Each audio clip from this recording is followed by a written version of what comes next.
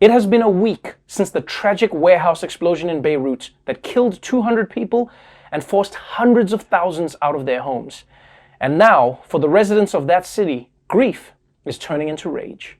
Overseas now to Beirut, where anger is boiling over nearly a week after that devastating and deadly explosion. The ammonium nitrate, customs officials say, was negligently stored here, despite their repeated complaints, may have been the spark for a wider movement. Protesters took to the streets throughout the weekend, and now at least 3 key government officials have resigned. Their demand is clear: revolution. This weekend, thousands of protesters called for a new government in Lebanon and clashed with security forces sent in to disperse them. The demonstrators briefly occupied government buildings until they were pushed out.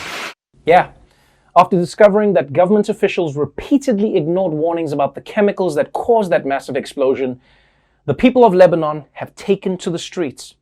And believe it or not, this explosion is just the tip of the iceberg. Because for years now, the people of Lebanon have been complaining about rampant corruption in all levels of government and how bigger countries are using them as a political pawn. And you know things are bad when the people are saying, look, it's not just about the explosion that blew up half the city.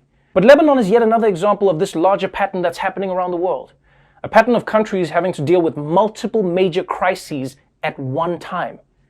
Deciding which problem to tackle first is like deciding what to watch on Netflix. You just keep scrolling through the menu and somehow more and more shit gets added.